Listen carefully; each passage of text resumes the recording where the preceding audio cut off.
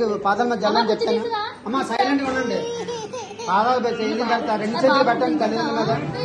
మీరు ఏమంటారంటే అమ్మ నాన్న చెప్పండి. అమ్మ నాన్న గారు మా జీవితంలో తెలిసి కానీ తెలియక కానీ మనస వాచ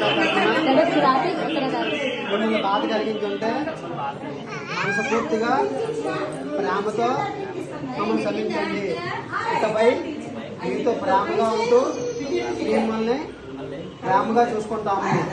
అలాగే మీ ఆశీర్వాదం మాకు ఎల్లప్పుడూ కావాలి. మీరు సకల విద్య అష్టైశ్వర్యాలు భోగభాగ్య సిద్ధంతో ఆనందంగా ఉండండి. బిడ్డలారా కోడళ్ళారా మనవల్లారా అని చెప్పాలి. మీ ఆశీర్వాదం అది కావాలి. ఒకసారి చూడండి. ఒకసారి ఇప్పుడు చూడండి.